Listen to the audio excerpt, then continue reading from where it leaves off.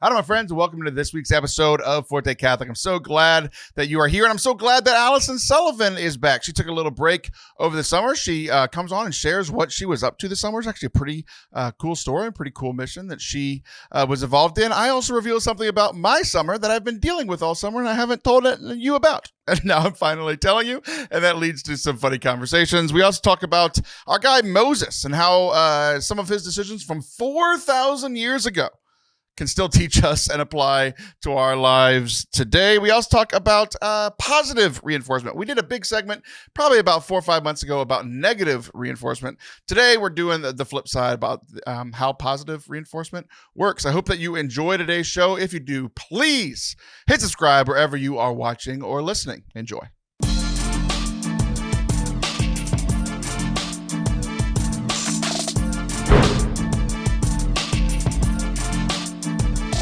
Hello there. Hello, Taylor Schroll. Welcome back to Forte Catholic, both listeners and Allison Sullivan. Hi there. I'm glad that you're back. It's you're here for the first time in 2 months. Is it 2? I knew that you would know exactly. But you've only been gone from the audience for 1 month because of the magic of recording early. Trickery.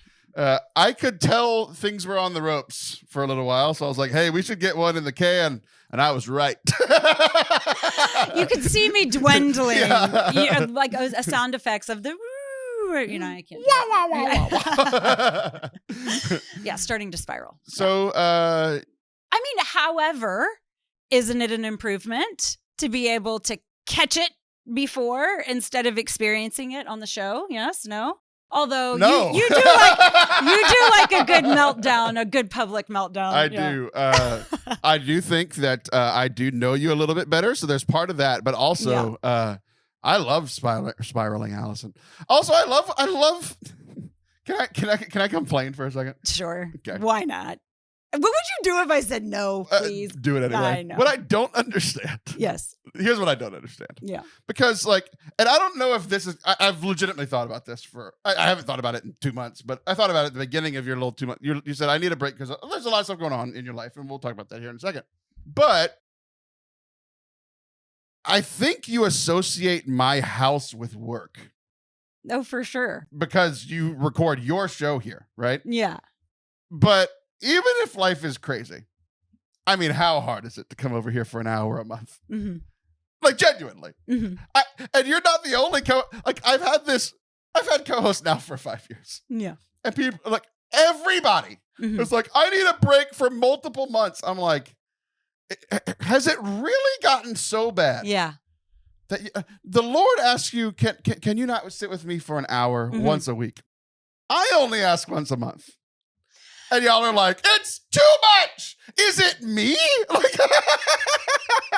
There's a lot going on right here. First of all, anytime you liken yourself to the Lord, I am just so tickled. Okay, so there's that. Well, all last week's episode, I showed examples where I was better than him. All this week's episode, this example, he's clearly better than me. I just hate how close I have to sit next to you when you start saying these things. The irony is I've already been shocked. It's true.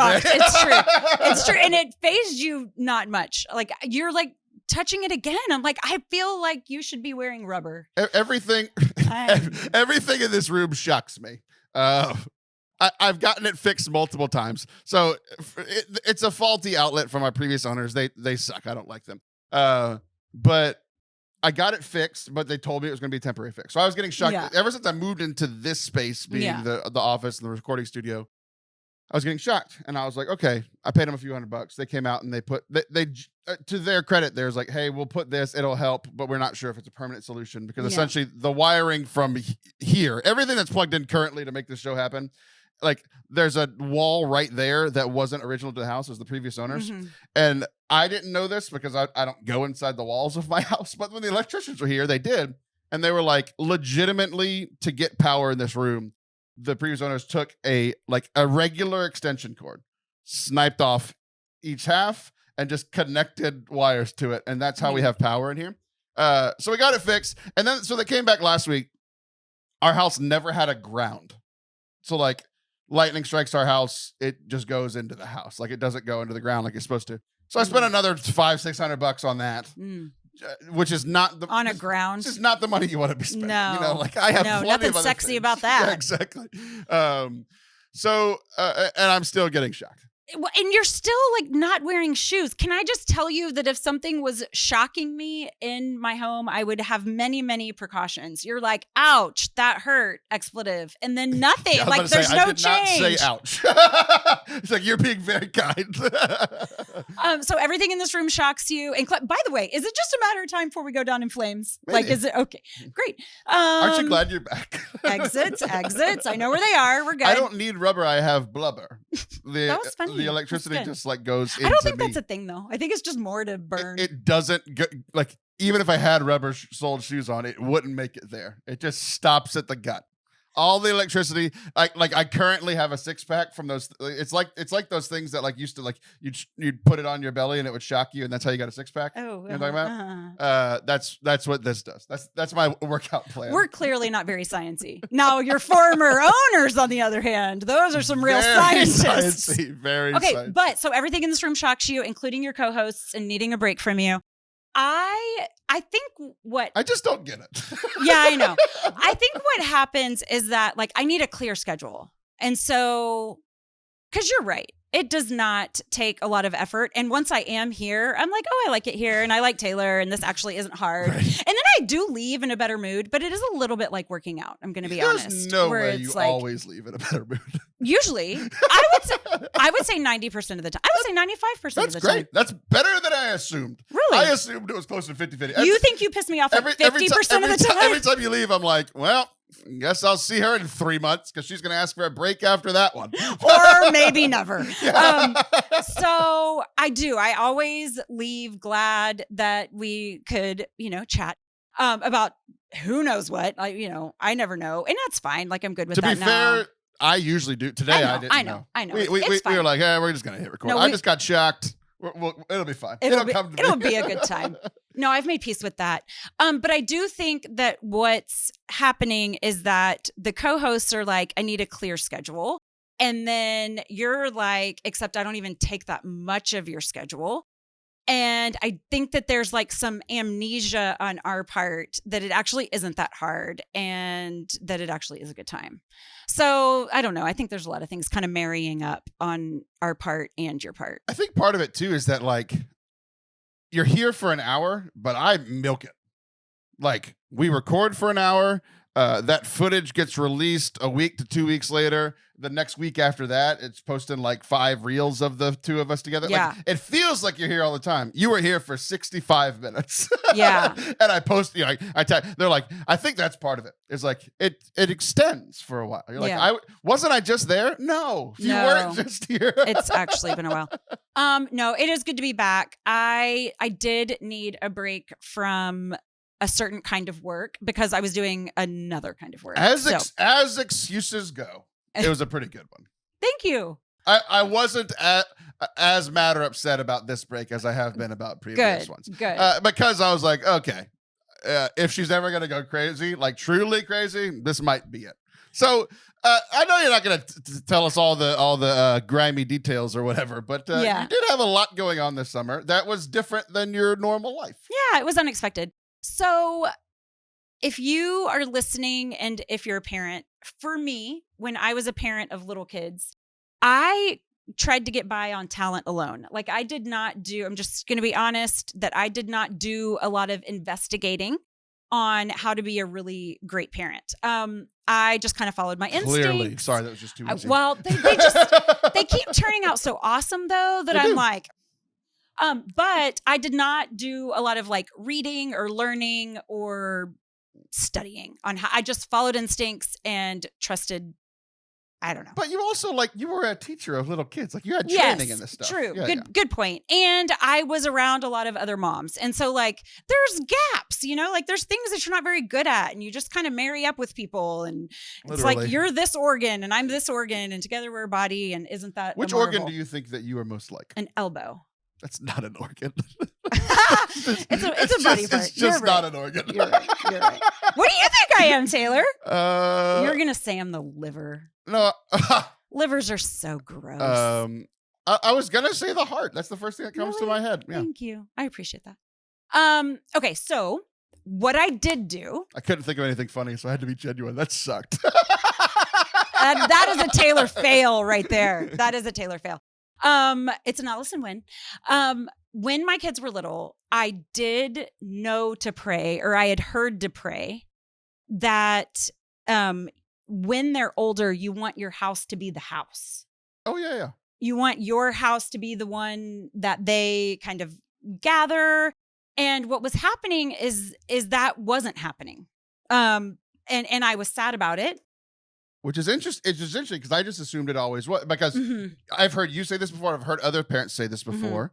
And I've been a little rubbed the wrong way off of it because I feel like, this is just from my experience growing up as a kid. It's like, it tended to be the nicer house where people went. And like, we don't have the nicest house of like my kids' friends. So I feel like I'm being told I'm a bad parent because I don't make as much money as other people. Yeah. But it's interesting to hear you say that because like you do have a nice house, and I assumed it always was because it has been. I guess because it has been recently. Interesting. But it's interesting that it wasn't. That's an assumption that I made that was incorrect. Yeah, and I can debunk that actually because my house growing up was the Gather house, and we did not at all have the nicest house. It was there was a thing that my parents did that made us feel attended to but independent. So there was like this great mix of, hey, we're it's here. It's not helicopter parenting, but you have a helicopter on call. Yes. Whenever I need a helicopter, I just pick up my cell phone. But we don't have to hear it if we don't want to, and we don't think it's hearing us. And so they just struck this really great balance of providing a nurturing home without making us feel hovered over. So perfect analogy. Okay. So that wasn't happening. Which is ironic because the only people that have helicopters on call are rich people. I literally was thinking about Succession. That's just a very funny thing that I didn't realize until just now. That's funny. Okay, keep going. So my son was at a new school and I was not meeting his friends. You know that in our St. Joe's Catholic private school community, you already know everybody. I met them in pre-K. I don't need to meet them again in ninth grade. And there's no mystery. Right? Like there's no mystery about who your kids are hanging out with. You know them, you know their siblings, you know their parents. And for better or worse. Yes. And I had no clue what was going on in my son's day that now he was in public school. And so I was longing for his friends to come over, and he felt embarrassed to have his friends over because we had probably the nicer house. See, it's a full circle. If you have too nice of a house, it's also like being poor. Yes. So I would ask and he would shrug, and I would ask and he would shrug. And then I got to know his friends through some sports because I'm such a genuine sports fan. I will like punch you in excitement and like. Now, genuine is a kind term in my brain. The not kind term is insane. I was going to say rabid. You've already hit me 3 times since we've gotten here. You hit me a lot more when we're watching sports. Yes. You're a violent I'm a sports violent fan. spectator. So what that led to with his friends is taking them by the shoulders and saying, you are a star. You are a star out there. So their friends are like, you know, they love me because I tell them that they're awesome athletes and whatever. And so the school was only a couple of blocks away from our house. And so what happened is that they would start to ask Silas, we know where you live. Like we see you walking, you know, to school. Can we come over after school? And it got to a point where he couldn't say no. So as much as I had been praying for this since my kids were little, it started happening. And when it started happening in the most beautiful and complex and tragic and holy ways. And our house this summer, because people are working their butts off and their kids are home alone, what started happening this summer is that it became not just for fun, but a necessity. And so I probably had 10 extra teenagers on the daily. I learned a lot about how to prepare big meals for cheap. I had to parent my other kids so very intentionally so that they didn't feel forgotten in a lot of the drama and trauma that was happening. Kids were at our house for all sorts of different reasons. So don't think that if someone was at my house that they have some like, you know, sinister thing going on in their home. Unless it's your actual kids. Yeah. But it was dramatic. It was traumatic. There was a lot. There was a lot going on. And so that involved a lot of in-depth conversations just with coaching other people's kids. It involved a lot of relationship making with other people's parents. It involved a lot of heavy parenting of my own kids. And then a lot of yeses to my other children who also wanted to have friends over, not out of necessity, but out of fun. And Can you wait till next summer, honey? Exactly. Well, and I think this is going to be on repeat. But essentially, like, I mean, even at the end of the summer, I still... All right, we're going to have to record every week in May. Yeah. Yes. For some good storytelling. Yeah. But no, just because you said I'm foreseeing it. To be able to. I foresaw it a few weeks early. Now I'm seeing it a year early. I thought you meant after it was all said and done. It's like you want some. No. Preventative measures. Yes, exactly. So all that to say, our doors were just flung wide open and our house was filled and there were air mattresses and we piled in like puppies. And I was having, of course, I'm not naive about things. And so I was having to be very physically present a lot. Like I couldn't be away from home with young kids and a house full of teenagers. And so it was just a very intentional season of coaching, guiding, shepherding, parenting, loving well. So you mentioned earlier that when you were parenting your own kids, that you didn't like, you said like, oh, I'm just doing it off of skill. Setting up like that you did more this time, but I don't think you had time to do more. So did you do this all off of skill as well? There was a lot of, like we were talking about organs. There was a lot of, I need help with this one thing, or this one thing is over. I'm in over my head with this one issue.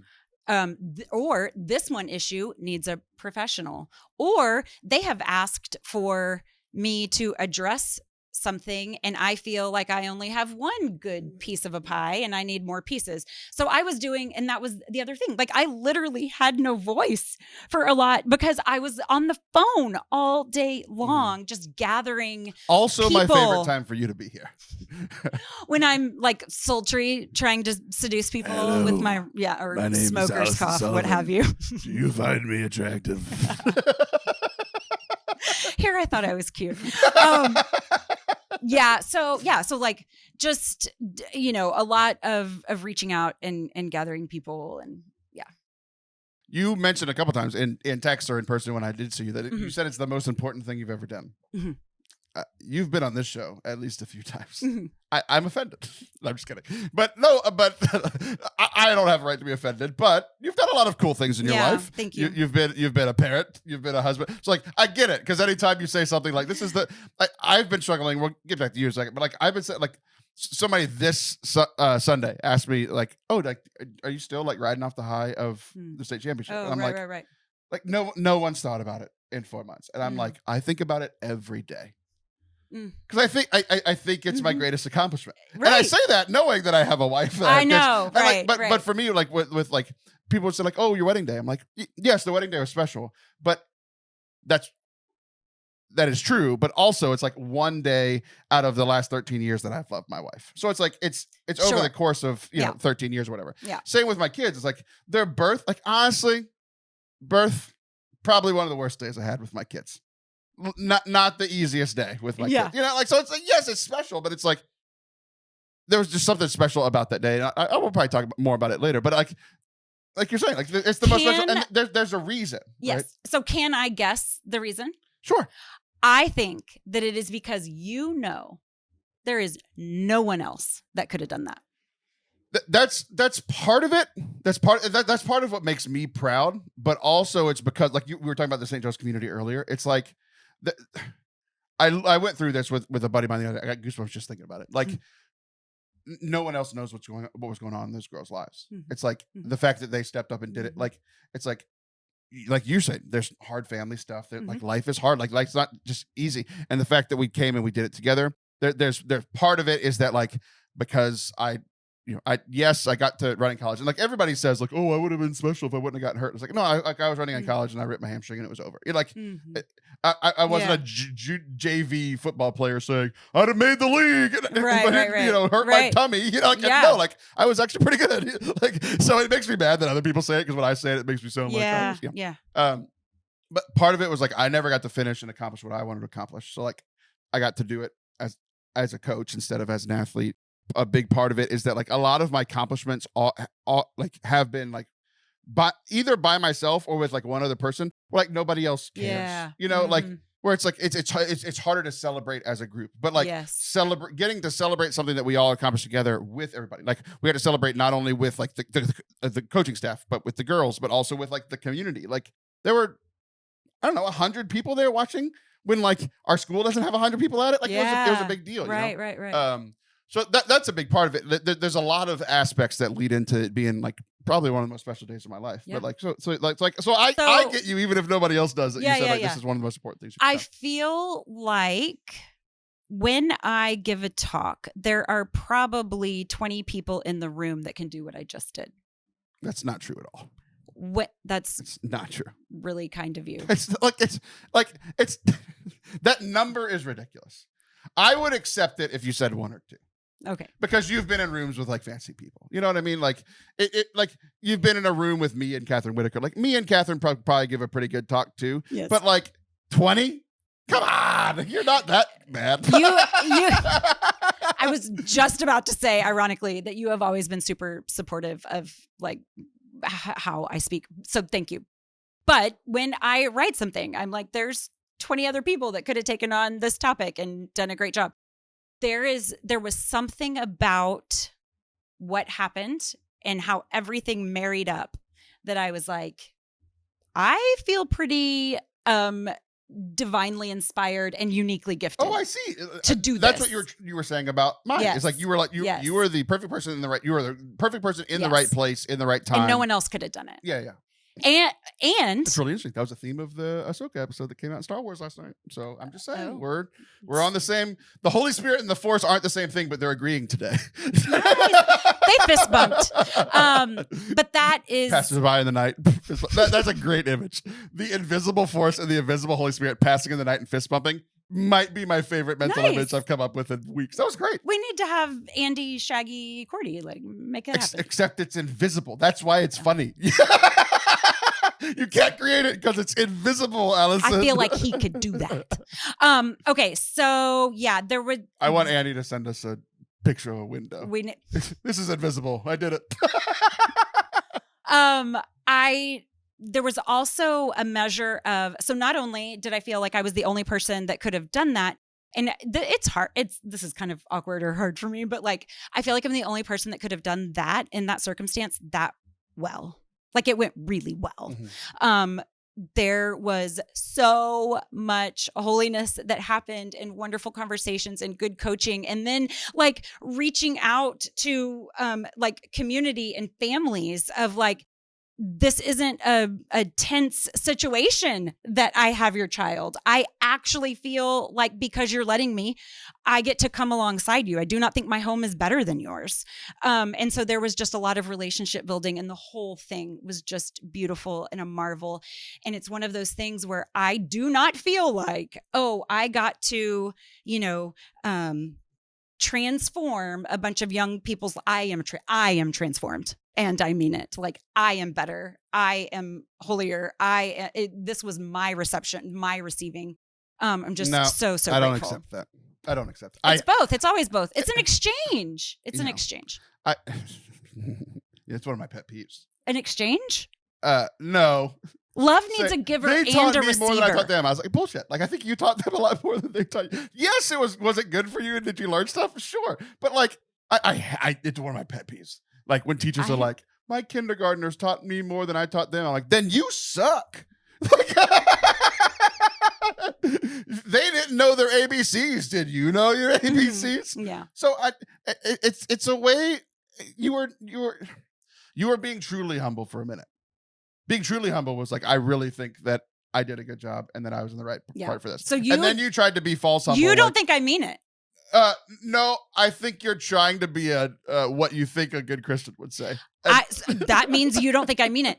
I am telling you, I know more about this world than I knew before. I know more. But you wouldn't have been able to do it if you weren't already equipped to do it. But I am made better by knowing the intricacies of people's lives. So their gift to me was that they let me see it. Mm-hmm. And then my gift to them is that I got to coach and encourage or whatever. But in that giving of gifts, there is a reception of gifts. And I know more about people. I know more about the world. I know more about struggle. I know more about mental illness and addiction and poverty. I know more about not having family around. I know more about people because of what they let me enter into with them. And I think that I am a better friend. I'm a better Christian. I'm a better person. I have a bigger heart. I am so changed. I'm so grateful. And I'm happy for you. I'm just saying that I think you changed more lives than changed you ultimately. So let's use marbles because you didn't lose your marbles. So I think this is a fun little thing. We're using another little example. Okay. Let's say your cup is 100 marbles. Yeah. And it is full of what they've given. These are the marbles you received back for giving to them. These are the marbles okay. 100 marbles. Your cup is full. How many total people came and went through your house this summer? 30, let's just say. Okay. Maybe you didn't fill their cups to 100. Mm-hmm. But if you put 10 marbles into each of their cups on average, how many marbles is that? I don't know. Don't make me do math in public. 300. That's my point. So look, even if you just helped them a little bit and you gave them 10 marbles of the 100 that they needed and they gave you 100 back, then you gave them 300 marbles. So yes, I agree with you that it was good for you and helped you and stuff. But I just think is this that you don't value compassion? No, it's that I don't like that you're downplaying what you did. I gained compassion and you don't give a crap about it. That's the real issue. You changed people's lives by using the compassion.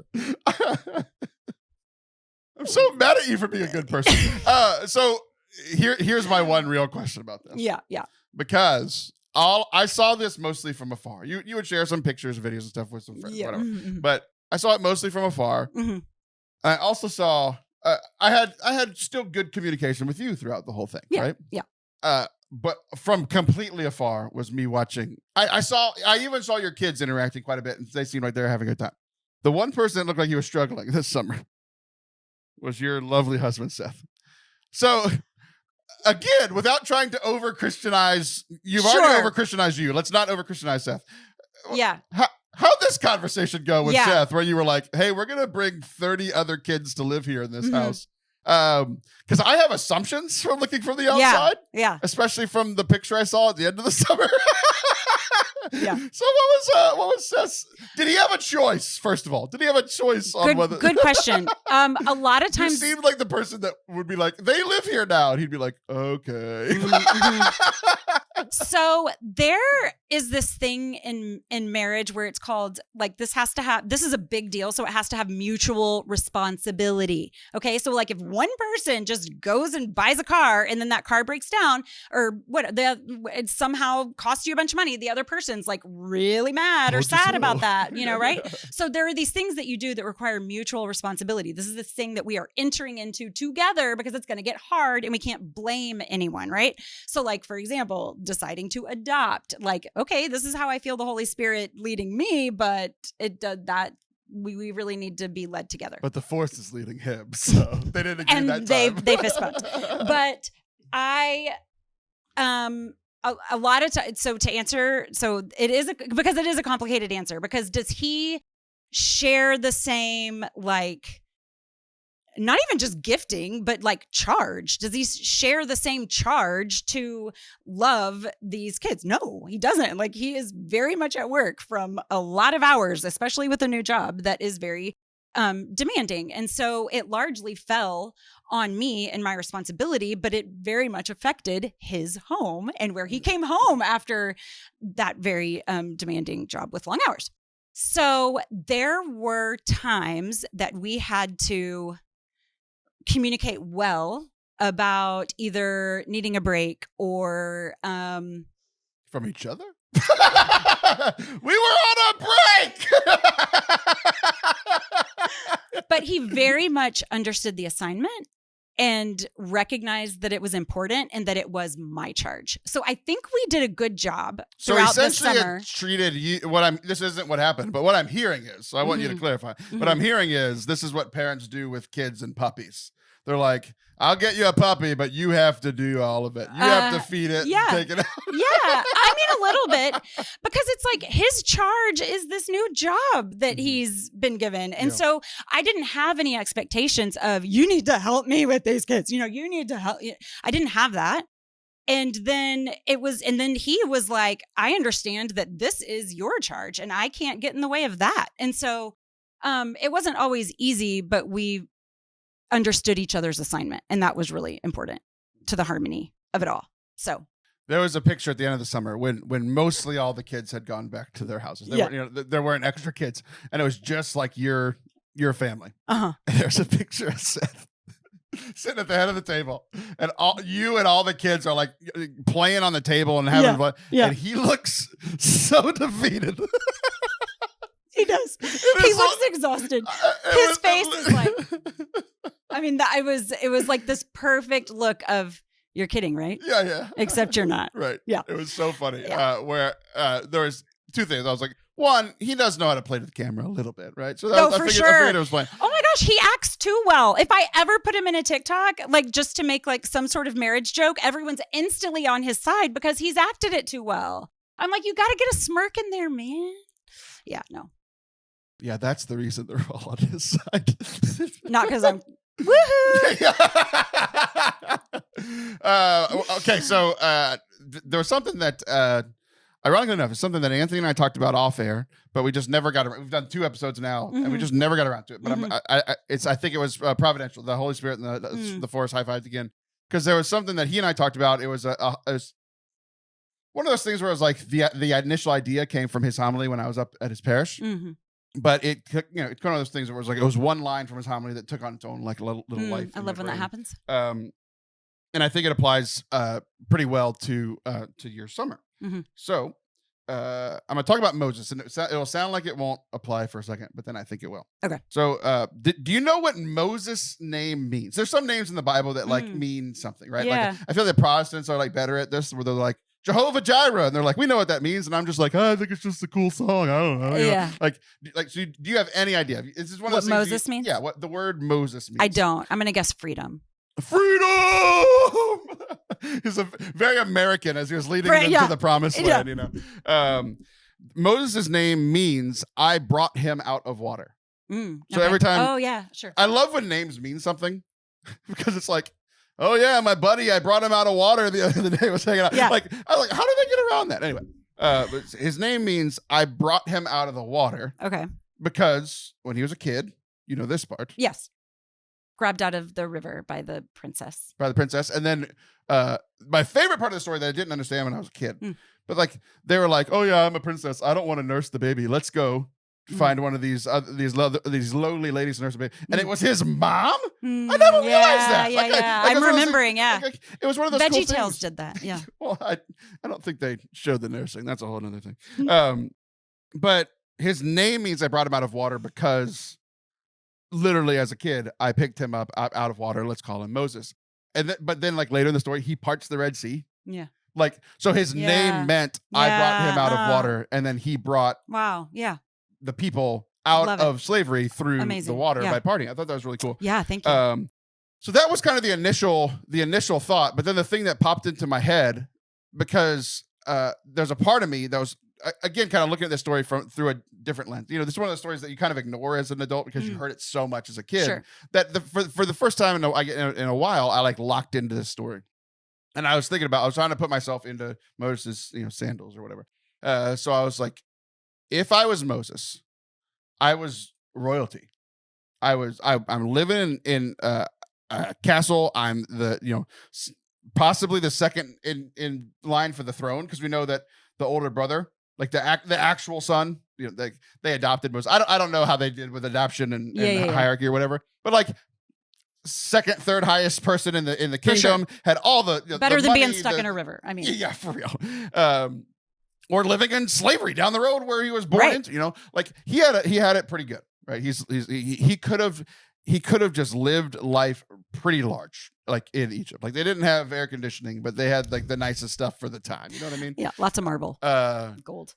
You have lots of marbles. I like that marbles are a theme now. The jokes are just too easy. So it would have been easier for Moses to stay and be the Egyptian royalty, but it was better for the people that he not stay as the Egyptian royalty. It was better for him to answer God's call and say, actually, you need to, you're going to exile yourself for many, many decades.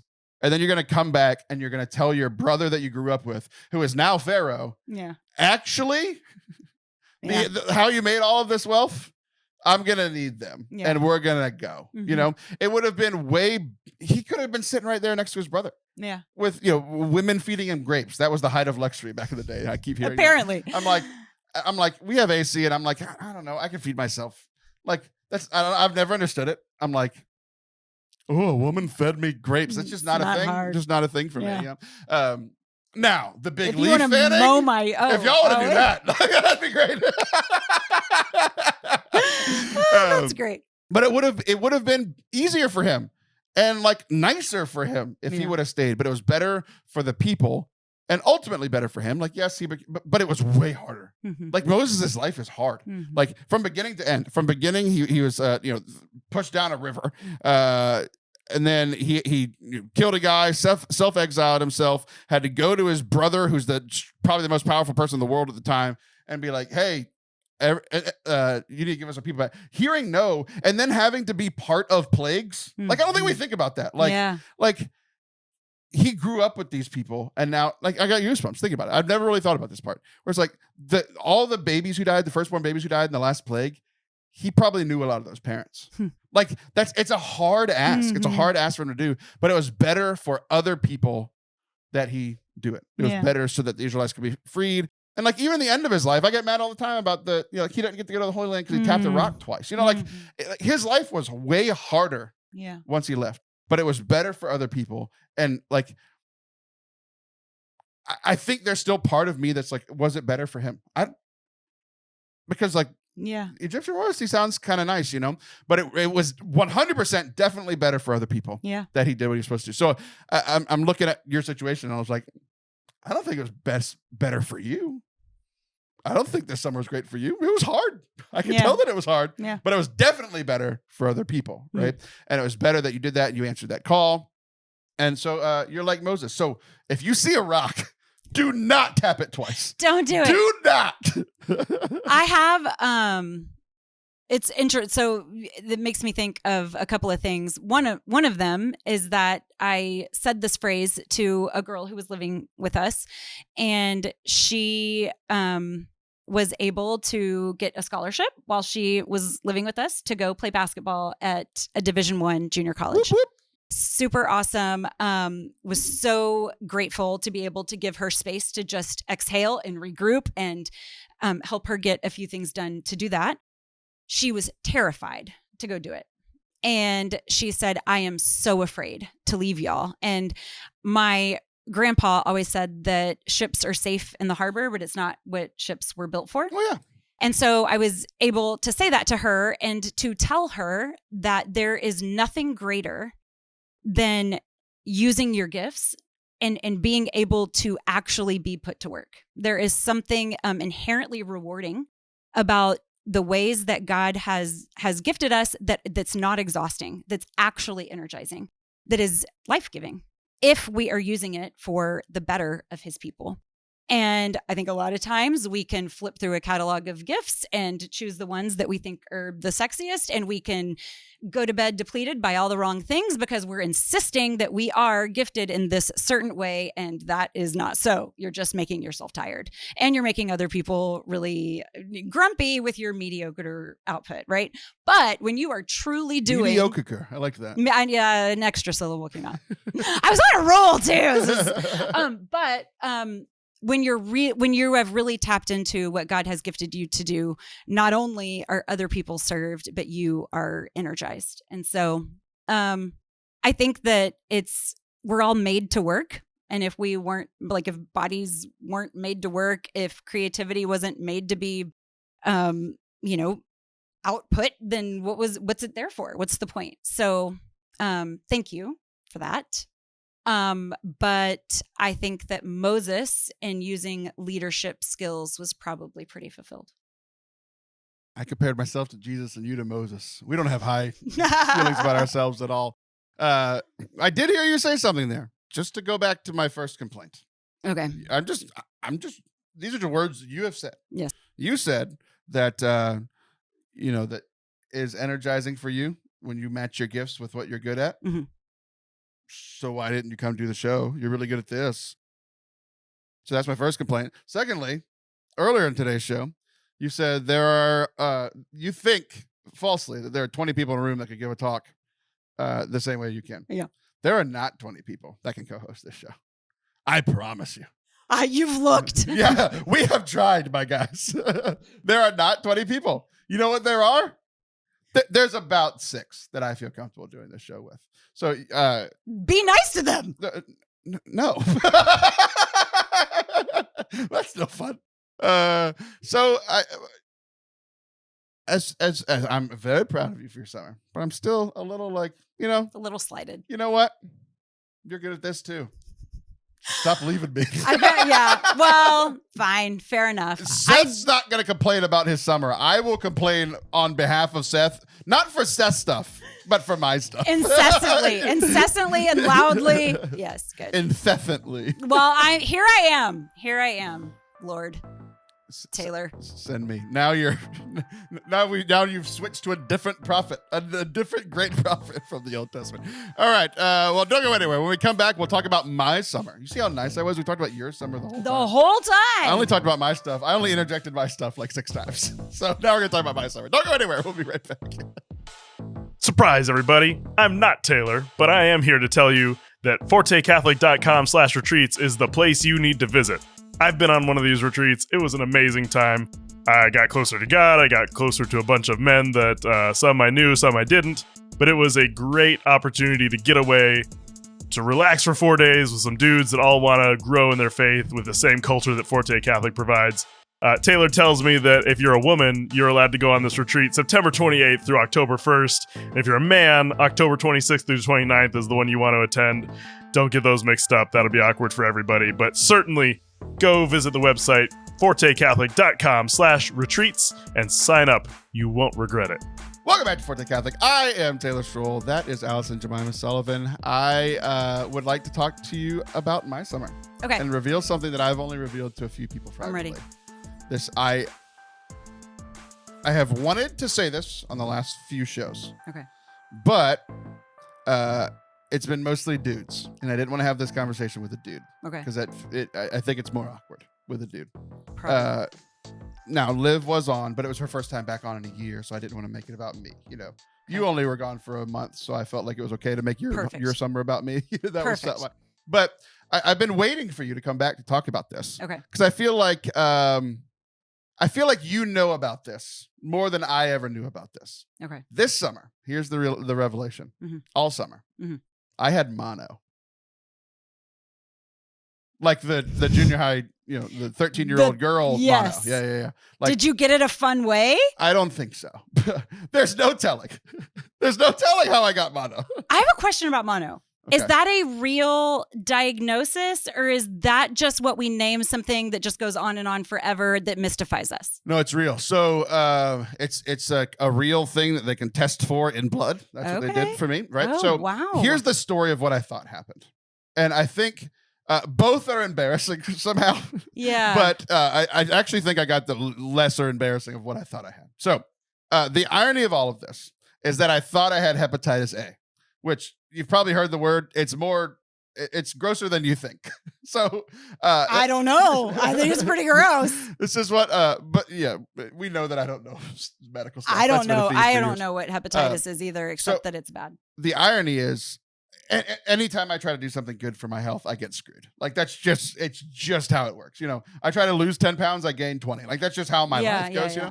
So I was, trying to. I had. Over the fall and spring, I had lost 10 pounds. I was like, great, this is awesome. I want to keep losing weight.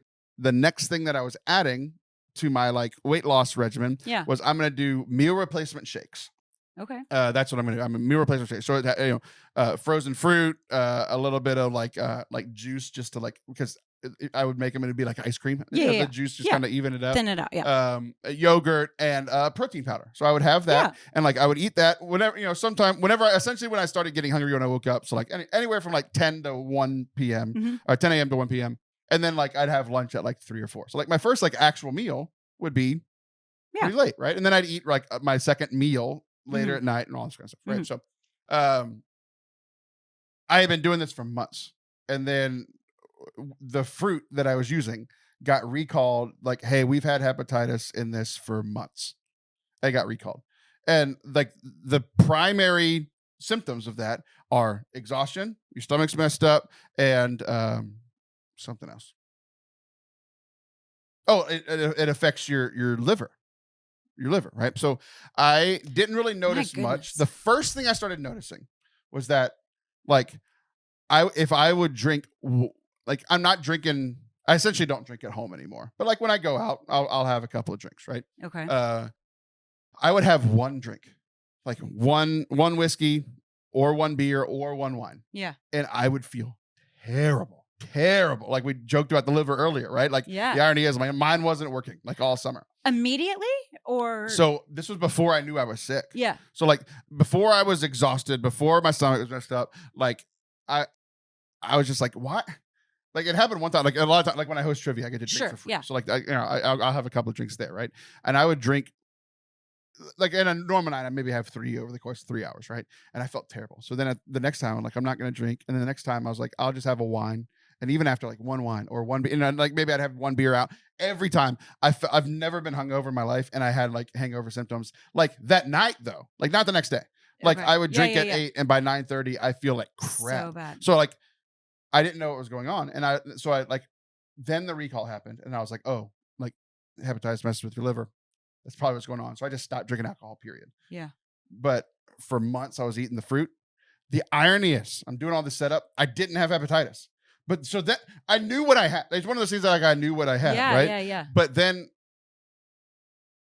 it went on for months. So it was like a bell curve, right? So the primary thing this summer was exhaustion. Yeah. And it was like on a bell curve. So like at the beginning of it, when I didn't really know what was going on, I was like, I would just be like knocked out for a day. Yeah. Like where like on a random Thursday, I have work to do, and I like could not do it. Yeah. I would be in bed all day. The next day I'd be fine. And then Yeah. the next week was like 2 days. The next week was 4 days. The next week was like the whole week where like I couldn't do my work. I couldn't record the show. I couldn't edit. Sarah, our new employee, just like carried us through the summer because like I couldn't do crap. And like at the height of it was like a week. So they say there's like these periods of mono, and like when kids get it, because mostly it's called the kissing disease. Right. I've been with one woman my entire life. Like it's not. So like I finally went and got. I'm at like the worst of it. I went and got tested, and they're like, you have mono, and I'm like, I didn't know that was allowed. Were you getting tested for? Was that your idea? So I went to the doctor, and I was like, I thought it was hepatitis. They tested for hepatitis, and I didn't have it. And then I told her my symptoms, and she was like, you might have mono, which was like it took a second visit because she's like, what 33-year-old fat bald guy gets mono? It's literally called the kissing disease. You get it's like chickenpox. I didn't know this. You get it once when you're a kid, and then you're done for your life, right? I didn't know that either. My cousin, who was the cool kid growing up, he was kissing had more mono people than the I fun was. way. Yeah, he got mono, and it was like a stamp of like I'm the man, you know. And I'm like, I'm a bored fat white guy, and I got it at 33. So like you get it from saliva. That's why it's called the kissing disease. So it's like I drank after somebody, or the kid sneezed in me, or like nobody knows. Nobody knows. I can guarantee you what it wasn't. Having fun when I was a teenager. That was what I was supposed to get at. So mad. Oh, that's the worst story. So there have been multiple times this summer. So there was 1 week that I missed. I never miss a week, and I just couldn't do it that week. Yeah. There have been other times this summer where I hope you guys enjoyed the show, because there were some weeks this summer where all I did was record the show. Yeah. And like did nothing else. Yeah. Did none of the rest of like my 40-hour work week. Like this Yeah. was, so I hope you liked it. because this was my gift to you. Well, it's funny when you were complaining earlier about that I love that. witch time. That could be used as an audio drop every 5 minutes. Where when the co-hosts are, when you're like baffled by the co-host need to like, hey, I need a break. One thing that I don't think that you consider is how diligent of a worker you are. You are so dedicated to your timeline and your when things are going out. And so there's that. Like not everybody holds that really strict timeline that you do. And so I would imagine that was probably, well, maybe, but like, I guess maybe what I'm saying is that you don't have a boss standing over you, making you do it. And so that's why because I kind of like a boss. I kind of need a boss. No, you don't. I know you're right. I've tried to do it. I know. And that's when you get mad at me. I don't like you as a boss, but if someone is like I need help producing leader, this, but I don't want you to produce it. But don't tell me what to do. I like this from The Office. I want a boss, but like, don't boss me around. Like, I want you to lead me when I want to be led. Yes. No, but you do not have a boss. There's no one standing over you. There's no one making you adhere to any timeline. So there will be times with my own show where I'm like, Taylor, nobody cares. And you're like, it makes you crazy. So because I know it works, and I see the numbers drop when you take 6 weeks off. I'm right. Like I know, and so you care so much. Like you are so dedicated, and I think that it makes you just a little bit crazy when other people aren't as dedicated as you. But it is unique. Yeah, you couldn't give me an hour. Meanwhile, I'm dying and still giving these people a show. You're dying of mononucleosis. That whole word just came to me. Yeah. That's incredible. You didn't know it was real, and now you know the scientific definition. It just popped in. My 13-year-old self remembered. So my question, the reason I wanted to talk to you about it is the last time you were on the show, many, many months ago, we talked about some of your dating life and some of the times when you were having some fun. Yes. So my question is, did you have mono when you were supposed to get mono? I have never had mono, and I cannot believe I didn't get it from you. How good of a story would that have been? No, you don't realize what you just said. That would have been a terrible story. We can't do that. It's clearly the spit swap happening here. That would have been, we would have never talked about it. That would have been a secret forever. I've never had it. That surprises me. Yeah. Maybe you were supposed to get it in those, I got a lot of kissing action as a teenager I know too. You should. I did not. You should have gotten mono. I'm surprised. Yeah. I legitimately thought I was waiting for you so that you could share your mono story. I don't have one. I had chronic tonsillitis. Somehow it's just not near as entertaining. I did too.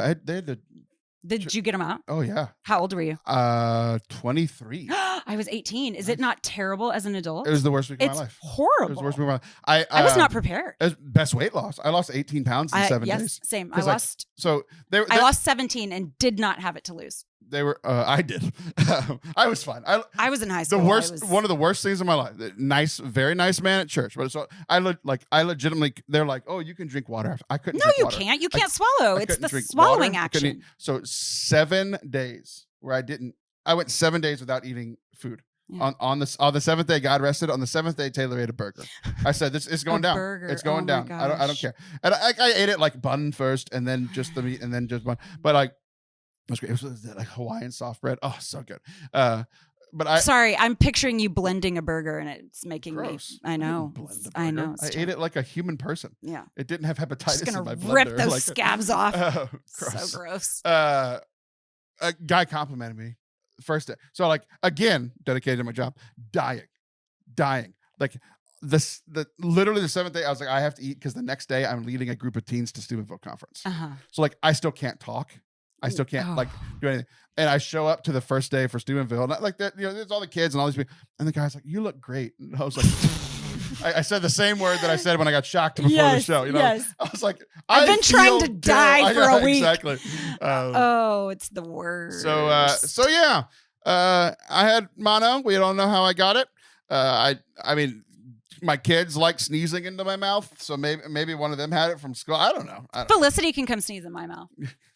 My baby girl. She does. Okay, so that's the story. I thought it was gonna be more entertaining with you. Sorry. I thought you had a more entertaining life than I did. Let me go contract it somewhere. Is it over, by the way? Like, how do you know it's gone? Yeah, What's the... So when you get it as a kid, there's like, it's usually like a month long thing. But now that I had it for 9 weeks. I had it for 2 months. Like where I was just like knocked out for like the whole summer, right? Which was interesting because last summer was like really stressful because it was a big transition time in our life. Like Sam got her first job. So she had been a stay-at-home mom for 10 years and she was getting her first job. And so I was like, with the kids all summer for the first summer for the first time. And it was, just kind of a hard like adaptation period. And then we had our tough spring. So we were both looking forward to like a relaxing summer. And like, to be fair, I did lay in my bed a lot this summer.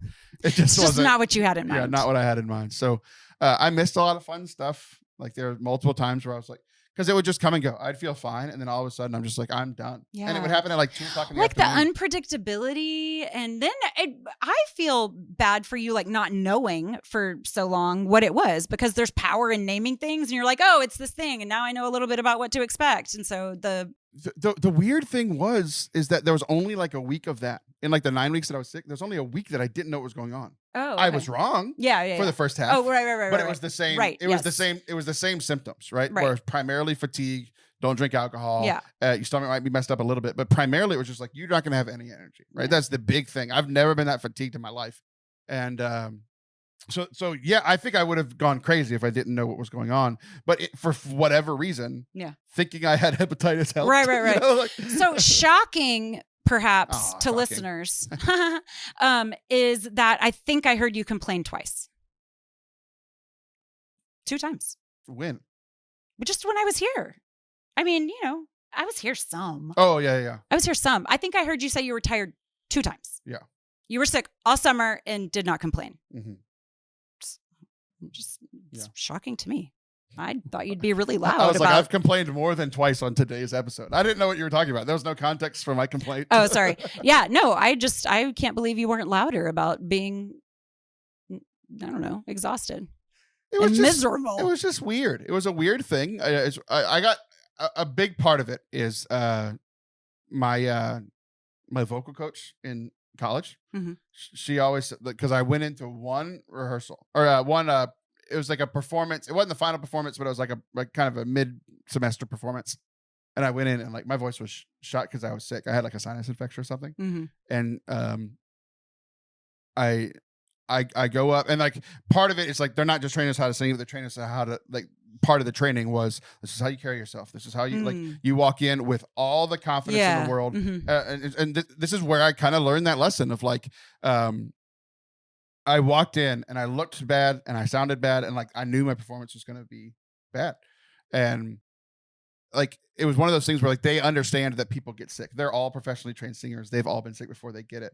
But they did not give me a bad grade because I sounded bad. They gave me a bad grade because I walked in and I said, I'm sick. This might not be the best that I can do. Wow. And they were like, you walk in and you own it. Yeah. Just do it. Even if it doesn't sound good, you walk in with confidence and you don't tell people. Yeah. So it's one of those things that like I don't like telling people all the time. Now, do I make exceptions? Sure. But I don't like telling people like I'm going through this now. I like going through it. And then yes, I have a friend like that. Yeah. So, me. Well, she doesn't let people journey with her though. So there's kind of that. I don't know. Well, I get it. I let the people that were still in my life this summer journey with me. Fine. It was one of those funny things. I probably told 5 people, but there was a few people. I was like, I don't know if I've told you this, but it might explain some things. Yeah. Like I had mono. Yeah. Like, oh, okay. Yeah. All right, we're gonna since we didn't get a fun story for you, we're gonna close with this. We're gonna close with sports because I do like talking sports with you. Okay. Your son is playing football again. He broke his arm last season. It's been fun to watch his highlights. So you've been there, watch his games. He's a big high school kid now. Yes. You and I talked before. We accidentally talked about track earlier, just because it's on my mind every single day and no one else cares. But I think it was you and I talked during the track season about positive and negative reinforcement, right? Especially from a coach or a parent, anybody who has like a coaching role in their life, motivator, right? Yeah. And I like positive and negative reinforcement from somebody that I trust. Kind of the whole like I want to be led thing, where it's like even if my kids don't like the positive or negative reinforcement, like I know when it works for the most part. Right? Yeah. Like, yeah, sure, I'm still learning, but like, I know. But what I do not like, what I cannot stand, is when people who you have not earned the role, the right in that person's life to be the person that gives negative reinforcement. For sure. Right. So like, we're going to talk about baseball. So the Philadelphia Phillies, you've heard of them. I have, indeed. Trey Turner. Have you heard of him? I heard have of Trey not. Turner? Okay. Sorry. So Trey Turner, he's a very good baseball player, and like I'm an Astros fan, so I knew who he was because like we had played him in big games and stuff. But like he really broke out for me. Like I'm a casual baseball fan. Like I'm an Astros fan, but I'm not like a huge MLB fan. Yeah. But like he really broke out in the World Baseball Classic this past year. Where like me, a casual baseball fan, is like, oh, like Trey Turner's one of the best players in the league, right? Because he's a great hitter, primarily hitter, but just kind of all around. He's one of those, they call him 5-tool guys. They can do it all. They can do all the things. Yep. So he signed this big contract. I want to say it was like $300 million, something like that. I don't have the contract detail. I looked it up now. I forgot because my brain's still foggy, that sort of thing. But he signed this massive contract for the Phillies, and Philadelphia is known as like one of the hardest cities to play. Like their fans they're very passionate, but they're also very Philly, right? Yes. So it's always known as a hard place to play as an opposing player. Sure. But I saw something about a month ago. Let's see, what was it? A month ago? Yeah, it was about a month ago that he was getting booed. He was not having a great season. He signed this huge contract 9 months ago. Was not having a good season.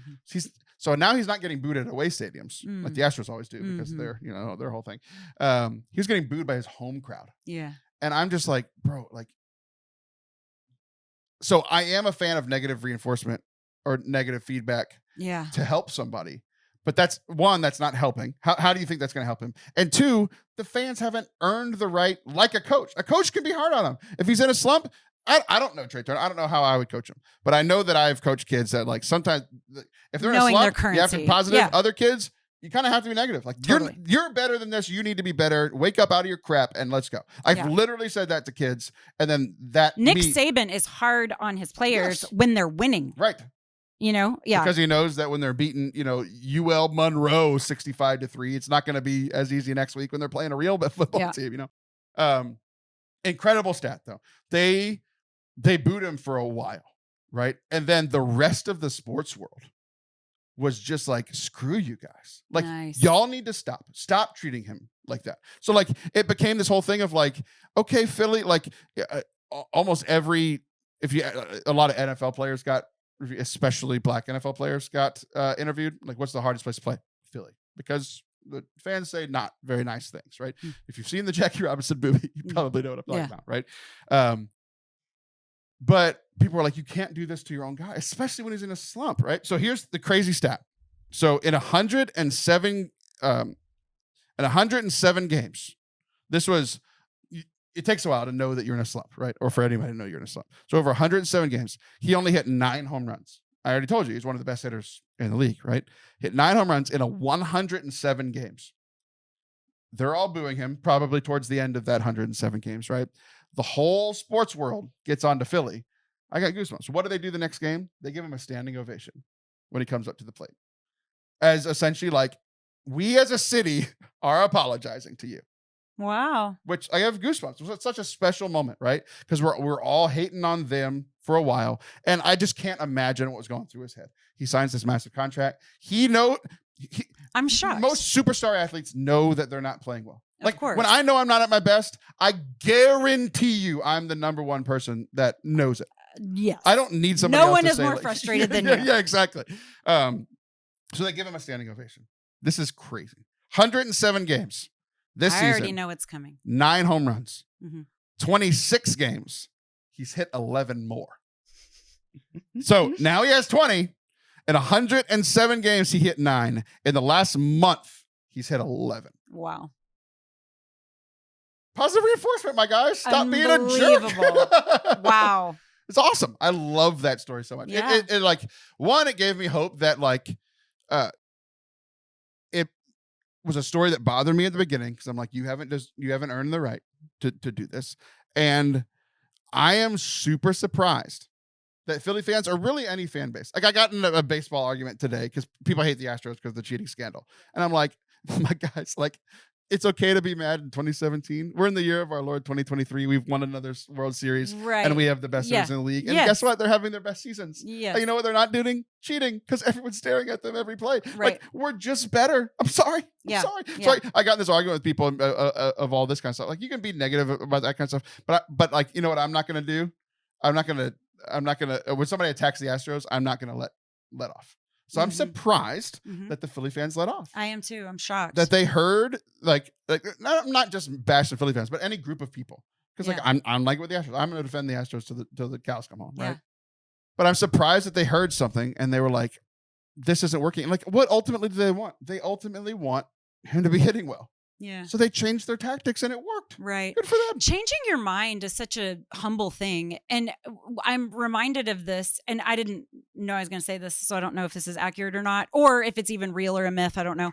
But like in this African village, when someone misbehaves or when someone does something wrong, they, instead of keeping them out and punishing them, they are invited in to a circle, into the middle of a circle where the whole community gathers and tells them wonderful things about themselves. And so in an effort to say, hey, that thing that you did, that's not who you are. This is who you are. And we're going to remind you who you are. And it's a little bit counterintuitive. Instead of like, shutting out and punishing, it's encouraging. And what a wonderful thing to like realize as a whole collective city that it's when we empower and support that change is actually made. That was a perfect setup for today's surprise. You don't know this, but Catherine, Father Anthony, and Liv are all here. We're going to surround you and tell you a bunch of good things about you skipping out on me all summer. That was actually really mean for a second. I'm like, really? Oh my gosh, you did that for my birthday? Your birthday. It's on Friday, I think, or something. Is it really? Yeah. So this has already come out. Happy birthday, Happy Allison. birthday! What are you, like 49? I don't know. I always have to ask that. I think I'm 46. Am I 46 or 47? Oh, I thought you were young 40s.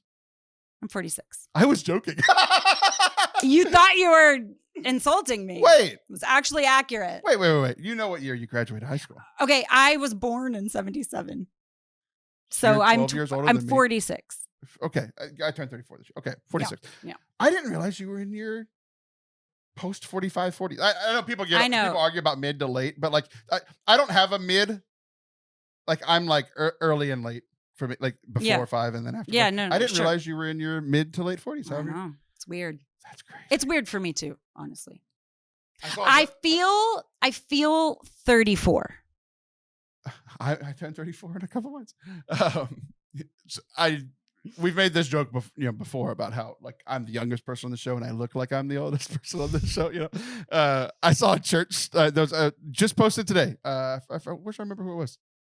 Oh, it was on Twitter. She posted a picture of a Presbyterian church. Like she was visiting, beautiful Presbyterian church, kind of like we talked at length about Father Anthony's beautiful church, kind of like that. And it was built in 1889. I was born in 1989, so it was 100 years before me. And I was so mad because I was like, I turned 34 this year, and that church looks younger than me. Has more upkeep. Yeah, exactly. It doesn't get hepatitis when it tries to make shakes. It's so annoying. So annoying. I'm just so defeated, man. So I don't know if I'm like, well, we'll close with this. I don't know, we're not close with this. Never-ending show. That's why we were doing with Trey. But like, it made me so mad.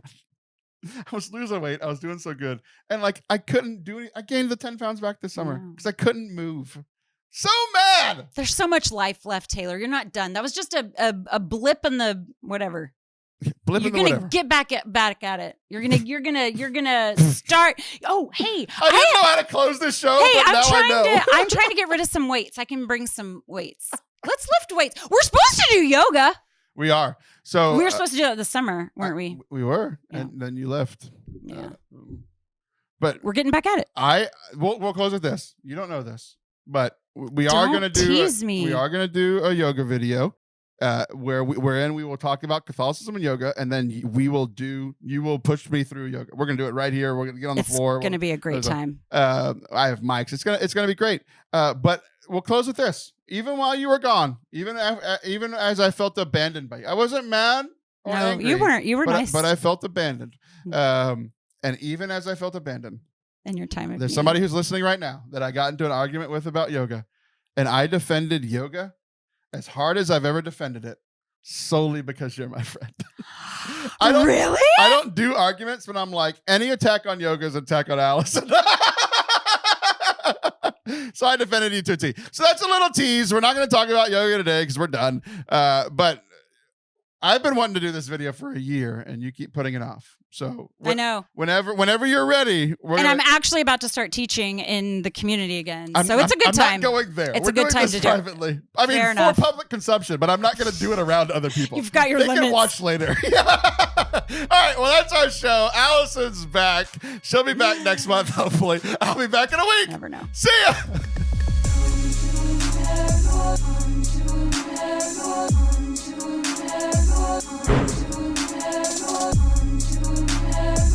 Thank you all for watching and listening today. I hope that you enjoyed it. The irony of right now is like I typically record the commercials way after we record the show. I'm currently in a text argument with Allison right now. So this is just great timing.